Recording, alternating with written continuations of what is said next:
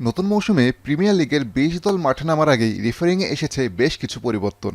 আন্তর্জাতিক ফুটবলের আইন প্রণেতা সংস্থা আইএফএবির নতুন নিয়মের পাশাপাশি পরীক্ষামূলকভাবেও কিছু নিয়ম চালু করেছে ইংলিশ লিগ কর্তৃপক্ষ।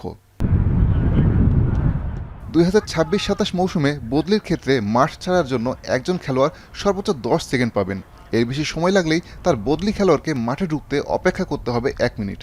সময় নষ্ট ঠেকাতে থ্রো ইন ও গোলকিকেও থাকবে ৫ সেকেন্ডের কাউন্টডাউন। থ্রো ইনের সময় শেষ হলে বল যাবে প্রতিপক্ষের কাছে, আর গোলকিকে দেরি হলে প্রতিপক্ষ পাবে কর্নার। আমি ভরসা রাখি হিরন স্মার্ট ওয়াটার পিউরিফায়ারে। ভিএআর এর ক্ষমতাও বাড়ছে। ভুলভাবে দ্বিতীয় হলুদ কার্ড দেওয়া হয়েছে মনে হলে রিভিউয়ের সুপারিশ করতে পারবে ভার। গোলকিপারের চোটের কারণে খেলা বন্ধ হলে সংশ্লিষ্ট দলের একজন আউটফিল্ড খেলোয়াড়কে অন্তত ১ মিনিট মাঠের বাইরে রাখতে হবে।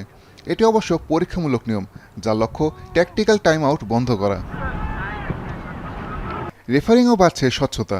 প্রয়োজন অনুযায়ী ম্যাচ সেন্টারে প্রকাশ করা হবে রেফারি ও ভারের সিদ্ধান্তের ব্যাখ্যা।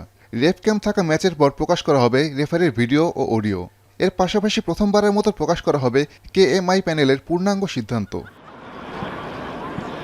তবে এবারের প্রিমিয়ার লিগে বেশ কিছু নিয়ম থাকছে না। ভুলভাবে কর্নার দেওয়া হলে হস্তক্ষেপ করবে না ভার। ৩০ ডিগ্রির বেশি তাপমাত্রা না হলে হাইড্রেশন ব্রেকও থাকবে না। মুখ ঢেকে কথা বলার জন্য লাল কার্ড এবং নতুন করে মিস্টেকেন আইডেন্টিটি নিয়ে রিভিউয়ের নিয়মও থাকছে না। এই নতুন নিয়মগুলো মাঠের খেলায় কতটা প্রভাব ফেলে সেটি এখন দেখার বিষয়। আসাদুজ্জামান লিটন, এখন।